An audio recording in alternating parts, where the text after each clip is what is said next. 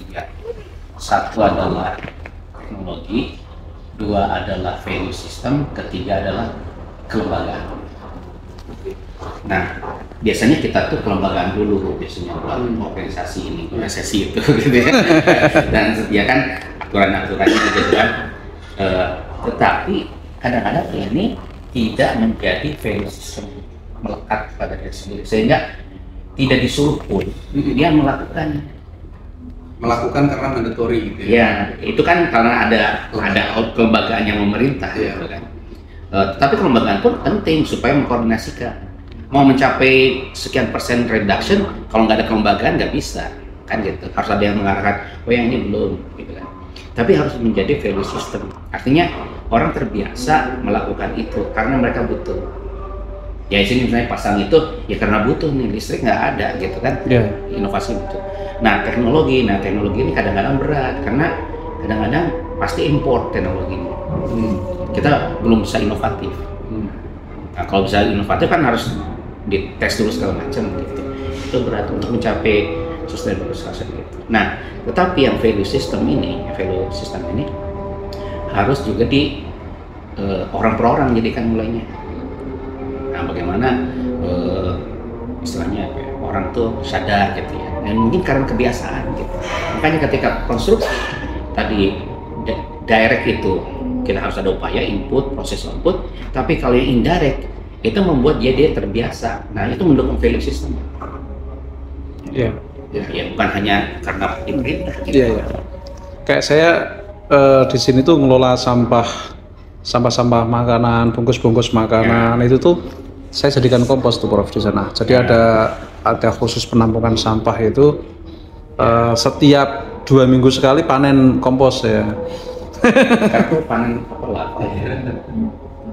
kompos itu. Ada yang apa nih? Gitu. Ya kan Pak. Ada lava itu. Oh iya. Ada yang pakai itu kan dimakan yang sampah-sampah organik itu kan. Iya. Terus digoreng. Iya lava itu. Dengan terus sekarang ada ini apa namanya lalat. Ada petaninya itu kan kayaknya. Iya ada petani. Itu karena memakan itu.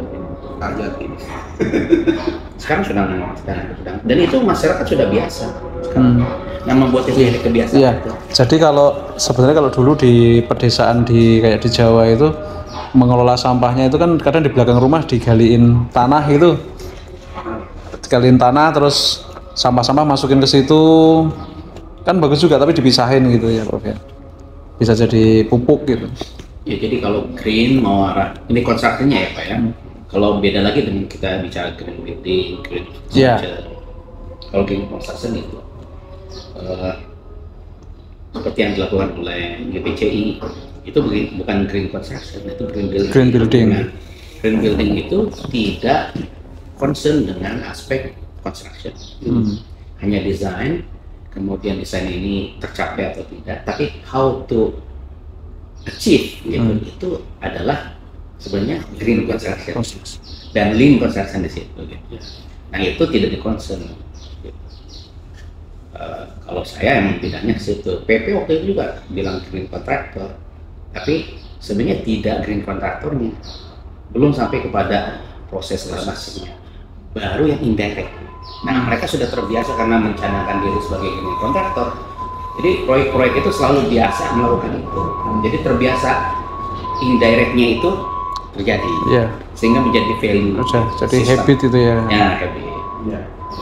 Nah di lain pihak tantangan yang berikutnya yang kontribusi yang lebih besar adalah yang direct works-nya. Yang tadi, nah direct works itu masalahnya input, proses, output. Nah kalaupun kita bagi persentasenya, yang paling besar itu input, karena dia berhubungan dengan material. Dari mana material itu berasal dan supply chain-nya. Ini rangkaiannya panjang. Dari situ transportation sampai manufaktur itu paling besar ini. Embody energinya itu. Embody energinya lebih besar. Tapi kalau prosesnya sendiri pasti kecil. Nah, waste-nya kita belum hitung juga, Pak. Nah, kita juga harus ngitung waste-nya. Nah, mencatat itu aja, Pak, sebenarnya sudah bagus. Nah, kalau sudah tercatat baru, yuk kita perbaiki yang ini, yuk kita perbaiki ini, ada roadmap-nya lah gitu. bayang saya. Saya juga pernah lihat ada dokumen BS berapa gitu ya, itu kaitan sama itu tadi input proses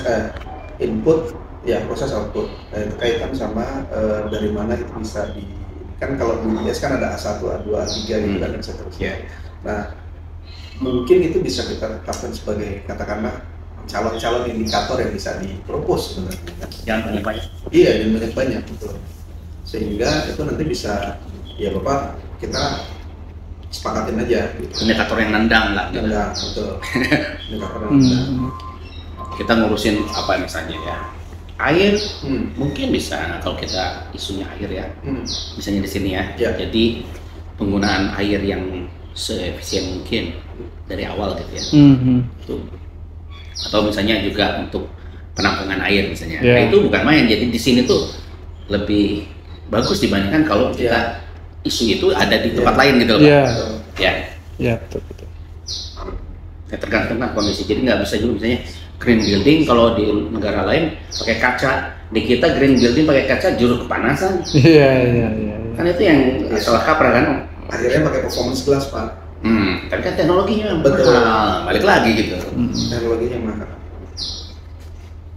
mahal terus ya jadinya harusnya kan teknologi kita. Tapi sudah ada alat ukur bahwa misalkan proyek ini tuh sudah mencapai green construction gitu tuh sudah ada alat ukurnya belum? Kalau saya sudah pernah lihat di PP. Alat ukurnya? Ada jadi namanya assessment. Ada assessment. Project assessment green ya, green project assessment itu ada.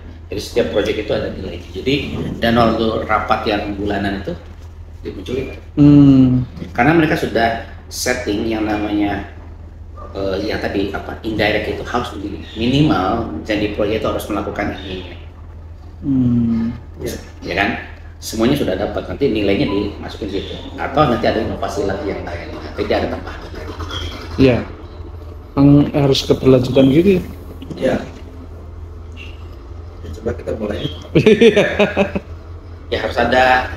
Nah, sistem yang kemarin PP itu bagusnya dia dengan menggunakan community practice.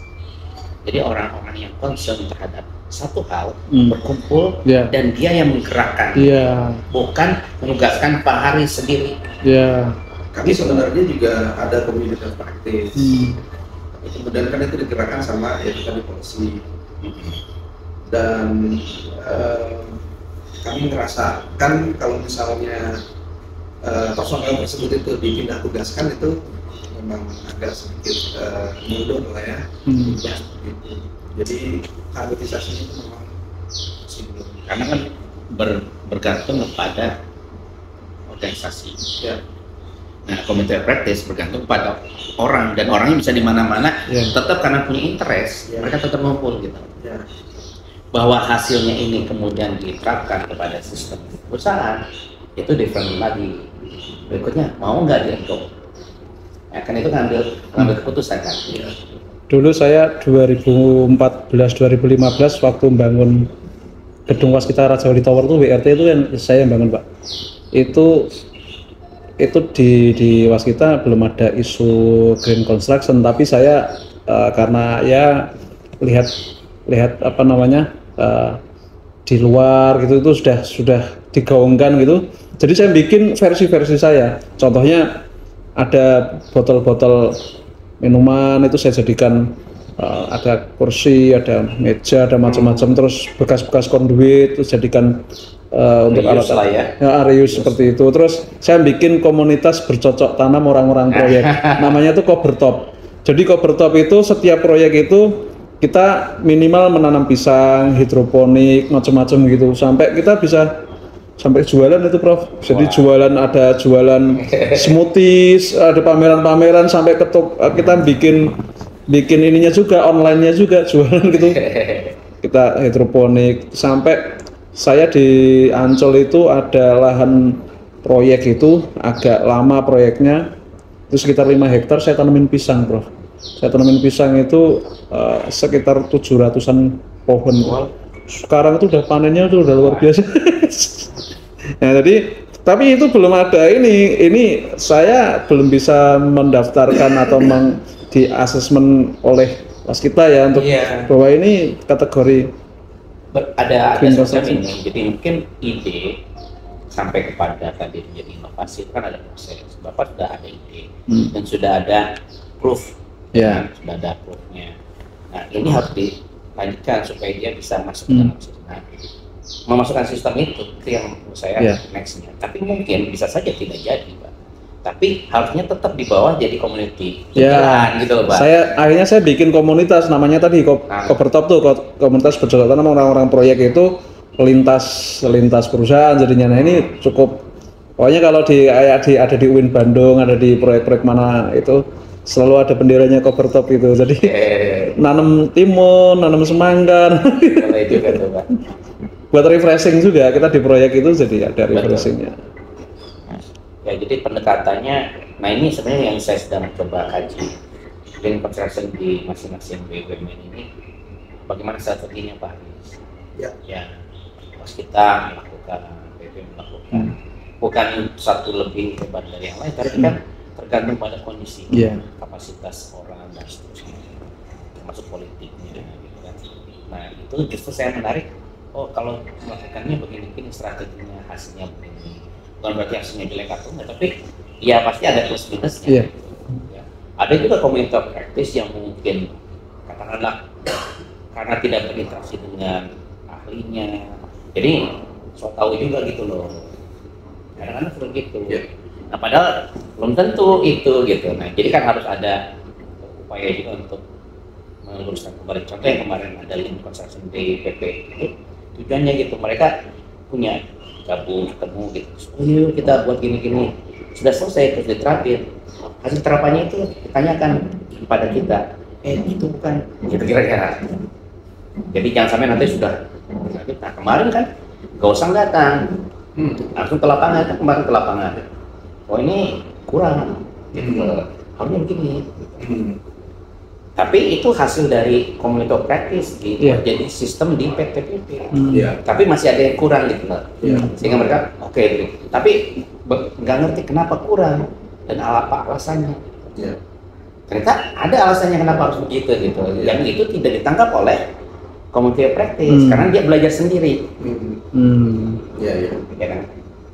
Ya memang itu belum ada follow up lah, kita memang sebenarnya laporannya Pak macamnya Pak kemudian dari